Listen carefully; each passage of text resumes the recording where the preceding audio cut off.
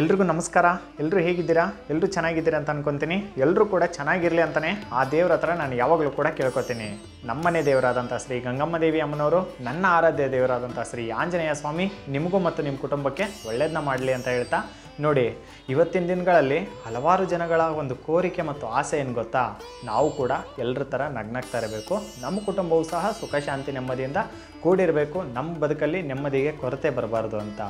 ಆದರೆ ಸಮಸ್ಯೆ ಏನಾಗಿದೆ ಅಂತ ಅಂದರೆ, ಹಲವಾರು ಜನಗಳಿಗೆ ಈ ಥರ ಒಂದು ಕಷ್ಟಗಳು ತುಂಬಾ ಕಾಡ್ತಾ ಇದೆ.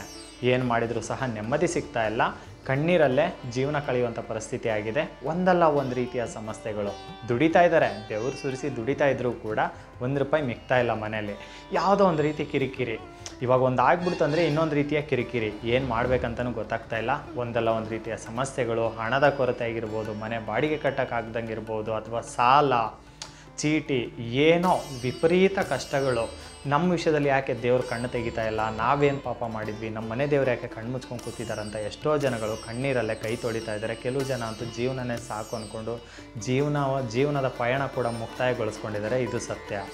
ಅದರಲ್ಲಿ ನೀವು ಕೂಡ ಒಬ್ಬರಾಗಿರ್ಬೋದು. ಇಂಥ ಕಷ್ಟಗಳನ್ನ ಎದುರಿಸೋದ್ರಲ್ಲಿ ನೀವು ಕೂಡ ಒಬ್ಬರಾಗಿರ್ಬೋದು. ಚಿಂತೆ ಮಾಡಬೇಡಿ, ಯಾವುದಕ್ಕೂ ಕೂಡ ಜೀವನ ಸಾಕು ಅಂತ ಅಂದ್ಕೋಬೇಡಿ. ಎಲ್ಲ ಕಷ್ಟಗಳಿಗೂ ಕೂಡ ಒಂದಲ್ಲ ಒಂದು ರೀತಿಯ ಪರಿಹಾರ ಅಂತೂ ಇದ್ದೇ ಇರುತ್ತೆ.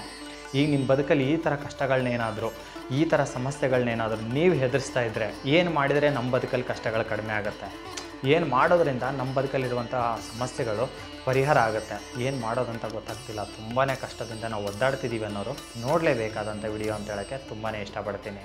ಯಾಕಂದರೆ ನಾನು ಹೇಳುವಂಥ ಈ ಒಂದು ಚಿಕ್ಕ ಸೇವೆ ಅಂತಲೇ ಹೇಳ್ತೀನಿ. ಯಾಕಂದರೆ ದೇವರಿಗೆ ನಾವು ಏನೇ ಮಾಡಿದರೂ ಕೂಡ ಅದು ಸೇವೆನೇ ಆಗಿರುತ್ತೆ. ಸೊ ನಾನು ಹೇಳುವಂಥ ಈ ಒಂದು ಚಿಕ್ಕ ಸೇವೆನ ನೀವು ಮನಸ್ಸು ಪೂರ್ತಿಯಾಗಿ ನಂಬಿಕೆಯಿಂದ, ಶ್ರದ್ಧೆ, ಭಕ್ತಿಯಿಂದ ಮಾಡಿ. ಆದರೆ 5 ವಾರ ಮಾಡಬೇಕಾಗತ್ತೆ. ನಿಮ್ಮ ಮನೆ ದೇವ್ರ ವಾರ ಯಾವುದಂತ ಮೊದಲು ತಿಳ್ಕೊಂಬಿಟ್ಟು ಮಾಡಿ. ಒಂದು ವೇಳೆ ನಮ್ಮ ಮನೆ ದೇವ್ರ ವಾರ ಯಾವುದು ಅಂತ ನಮ್ಗೆ ಗೊತ್ತಿಲ್ಲ, ಏನು ಮಾಡೋದು? ನಾವು ತುಂಬಾ ಸಮಸ್ಯೆದಲ್ಲಿದ್ದೀವಿ, ನಮ್ಮ ಮನೆ ದೇವ್ರ ವಾರ ಯಾವುದು ಅಂತಲೇ ನಮ್ಗೆ ಗೊತ್ತಾಗ್ತಿಲ್ಲ, ಏನು ಮಾಡೋದು ಅನ್ನೋರು ಭಯ ಪಡಬೇಡಿ. ಶುಕ್ರವಾರ, 5 ಶುಕ್ರವಾರ, ಮನೆ ದೇವ್ರ ವಾರ ಗೊತ್ತಿರೋರು ಮನೆ ದೇವ್ರ ವಾರ ಮಾಡಿ, ಗೊತ್ತಿಲ್ಲದೆ ಇರೋರು 5 ಶುಕ್ರವಾರ ಏನು ಮಾಡಬೇಕು? ನಿಮ್ಮ ಮನೆ ದೇವ್ರಿಗೆ, ಆಯಿತಾ? 5 ಶುಕ್ರವಾರ ಅಥವಾ ಮನೆ ದೇವ್ರ ವಾರ ಬೆಳಗ್ಗೆ ಬೇಗ ಎದ್ದು ಮನೇನ ಒರೆಸ್ಕೊಂಬಿಡಿ. ಅಂದರೆ ನಾವು ಮನೇನ ತೊಳೆಯೋದಂತೀವಲ್ಲ, ಮನೇನ ಒರೆಸ್ಕೊಂಬಿಡಿ. ಅದರಲ್ಲೂ ವಿಶೇಷವಾಗಿ ಸ್ಪೆಷಲಿ ದೇವ್ರ ಮನೆ ಇರುತ್ತಲ್ಲ, ಗಂಜಲ ಹಾಕಿ ಸ್ವಚ್ಛಗೊಳಿಸಿ. 5 ವಾರನೂ ಕೂಡ ಇದೇ ರೀತಿ ಮಾಡಿ. ನಾನು ಒಂದು ವಾರದ ಹೇಳ್ತೀನಿ, ನಿಮಗೆ ಅರ್ಥ ಆಗುತ್ತೆ. 5 ವಾರಗಳು ಕೂಡ ಬೆಳಗ್ಗೆ ಬೇಗ ಎದ್ದು ಮನೇನ ಒರೆಸ್ಕೊಳ್ಳಿ. ಶುಕ್ರವಾರ ಮಾಡ್ತಿದ್ದೀರೋ ಅಥವಾ ಮನೆ ದೇವ್ರ ವಾರ ಯಾವುದು ಅಂತ ತಿಳ್ಕೊಂಡು ಮಾಡ್ತಾಯಿದ್ದೀರೋ ನಿಮ್ಮ ಇಚ್ಛೆ. ಮನೆ ದೇವ್ರ ವಾರ ಗೊತ್ತಿದ್ದರೆ ಇನ್ನೂ ಒಳ್ಳೆಯದು, ಗೊತ್ತಿಲ್ಲ ಅಂದರೂ ಕೂಡ ಭಯಪಡಬೇಡಿ. ಶುಕ್ರವಾರ ಮಾಡಿ. 5 ಶುಕ್ರವಾರ ಅಥವಾ ಮನೆ ದೇವ್ರ ವಾರ ದೇವ್ರ ಮನೆಯನ್ನು ಸ್ವಚ್ಛವಾಗಿ ಒರೆಸ್ಕೊಂಡು ಗಂಜಲದಿಂದ ದೇವ್ರ ಮನೆಯನ್ನು ಒರೆಸಿ. ನಿಮ್ಮ ಮನೇಲಿ ಎಷ್ಟು ಫೋಟೋಗಳಿರುತ್ತಲ್ಲ ದೇವ್ರದ್ದು, ಕಡಿಮೆ ಇಟ್ಟರು ಪರವಾಗಿಲ್ಲ, ಸ್ವಚ್ಛವಾಗಿಡಿ ದೇವ್ರ ಫೋಟೋಗಳನ್ನ. ಧೂಳಿರುತ್ತಲ್ಲ ಅದ್ರ ಮೇಲೆ ಎಲ್ಲನೂ ಒರೆಸ್ಬಿಟ್ಟು ನಿಮ್ಮ ಮನೆ ದೇವ್ರ ವಾರದಂದು ಏನೋ ಒಂದು ಸಿಹಿ ಪದಾರ್ಥ ಈ ಥರ 5 ವಾರ ಮಾಡಿ. ನಾನು 1 ವಾರದ ಹೇಳ್ತಾ ಇದ್ದೀನಿ. ಸಿಹಿ ಪದಾರ್ಥ ಏನಾದರೂ ಒಂದು ಮಾಡಿ. ಮನೇಲಿ ಯಾರೋ ಒಬ್ಬರು, ಅಮ್ಮನವ್ರು ಮಾಡಿ, ನನ್ನ ಅಕ್ಕ ತಂಗಿರು ಯಾರೋ ಒಬ್ಬರು ಇರ್ತಿರಲ್ಲ, ಅಮ್ಮ ಅಕ್ಕ ತಂಗಿ ಯಾರನ್ನ ಇರ್ತಿರಲ್ವ, ನೀವು ಯಾರೋ ಒಬ್ಬರು ಮನೇಲಿ. ಯಾಕಂದರೆ ಬೆಳಗ್ಗೆ ಬೇಗ ಎದ್ದು ಸ್ನಾನ ಮಾಡಿ ಮಡಿಯಿಂದ ಬೇಗ ಎದ್ದು ದೇವ್ರ ಮನೆಯನ್ನು ಮನೆ ಪೂರ್ತಿ ಸ್ವಚ್ಛಗೊಳಿಸ್ಕೊಂಡು ದೇವ್ರ ಮನೆಯನ್ನು ಸ್ವಚ್ಛಗೊಳಿಸ್ಕೊಂಡು 5 ವಾರ ದೀಪ ಹಚ್ಚಿ ನಿಮಗೆ ಆದಂಥ ಒಂದು ಸಿಹಿ ಪದಾರ್ಥವನ್ನು ದೇವರಿಗೆ ನೈವೇದ್ಯ ಇಡ್ತಾ ಬನ್ನಿ. 5 ವಾರ ನೀವು ಮಾಡಿ. ಈ ಶುಕ್ರವಾರ ಮಾಡಿದರೆ ಮುಂದಿನ ಶುಕ್ರವಾರ, ಆ ಕಡೆ ಮತ್ತೆ ಶುಕ್ರವಾರ. ನಿಮ್ಮ ಮನೆ ದೇವ್ರ ವಾರ ಗೊತ್ತಿದ್ದರೆ ಓಕೆ, ಸೋಮವಾರ ಗೊತ್ತಿತ್ತು ಅಂದರೆ ಸೋಮವಾರ ನಿಮ್ಮ ಮನೆ ದೇವ್ರ ವಾರ ಅಂದ್ಕೊಳ್ಳಿ. ಸೋಮವಾರ ಮಾಡಿ. 5 ಸೋಮವಾರ ಅಥವಾ 5 ಶುಕ್ರವಾರ. ಮನೆ ದೇವ್ರ ವಾರ ಗೊತ್ತಿಲ್ಲ ಅನ್ನೋರು 5 ಶುಕ್ರವಾರ ಮಾಡಿ. ಮನೆ ದೇವ್ರ ವಾರ ಯಾವುದಂತ ಗೊತ್ತಿರೋರು ಮನೆ ದೇವ್ರ ವಾರನೇ ಮಾಡಿ. ಅದು ತುಂಬ ಒಳ್ಳೆಯದು. ನಿಮ್ಮ ಮನೆ ದೇವರಿಗೆ 5 ವಾರ ಸ್ನಾನ ಮಾಡಿ ಮಡಿಯಿಂದ ದೇವ್ರ ಮನೇಲಿ ದೀಪ ಹಚ್ಚಿ, ಗಂಜಲಾಕಂತ ಸ್ವಚ್ಛಗೊಳಿಸಿರ್ತೀರಲ್ವ, ದೀಪ ಹಚ್ಚಿ ನಿಮ್ಗೆ ಆದಂಥದ್ದು ಏನೋ ಒಂದು ಸ್ವೀಟು, ನಿಮ್ಗೆ ಆಗಲಿಲ್ಲ ಅಂದರೆ ಸಕ್ಕರೆನಾದರೂ ಇಡಿ, ಒಂದು ಸಿಹಿ ಪದಾರ್ಥ. 5 ವಾರಗಳ ಕಾಲ ನೀವು ಈ ಥರ ಪೂಜೆ ಸೇವೆನ ಸಲ್ಲಿಸ್ತಾ ಬನ್ನಿ. ಹೂವಂತೂ ನಾರ್ಮಲಾಗಿ ತಂದೆ ತರ್ತೀರ ಪೂಜೆಗೆ. ನೀವು ಹೂವು, ಊದಿನ ಕಡ್ಡಿ, ಹಣ್ಣು, ನಿಮಗಾದಂಥ ಒಂದು ಹಣ್ಣು ಪದಾರ್ಥ ತೊಗೊಂಬನ್ನಿ. ಹಣ್ಣಾಗಿಲ್ಲ ಅಂದರೆ ಸ್ವೀಟ್ ಇಟ್ಟಿರ್ತೀರಲ್ಲ, ಪರವಾಗಿಲ್ಲ. 5 ವಾರಗಳ ಕಾಲ ಪೂಜೆ ಮಾಡುವಾಗ ನೀವೇನು ಮಾಡಬೇಕು? ಪೂಜೆ ಮಾಡುವಾಗ, ದೇವರೇ ನಿನ್ನ ಹೊರತು ನನಗೆ ಯಾರೂ ಇಲ್ಲ, ಈ ಕಷ್ಟಗಳಿಂದ ನಾನು ಮುಕ್ತಿ ಹೊಂದಬೇಕು, ಆಗ್ತಾಯಿಲ್ಲ, ನಮ್ಮಿಂದ ಏನಾದರೂ ತಪ್ಪು ನಡೆದಿದ್ದರೆ ದಯವಿಟ್ಟು ಕ್ಷಮೆ ಇರಲಿ. ಇನ್ನು ಮುಂದೆ ನಮ್ಮಿಂದ ಯಾವುದೇ ರೀತಿಯ ತಪ್ಪು ನಡೆದಂಗೆ ನಾವು ನೋಡ್ಕೊತೀವಿ, ನಾವು ಪಾಲಿಸ್ತಾ ಬರ್ತೀವಿ.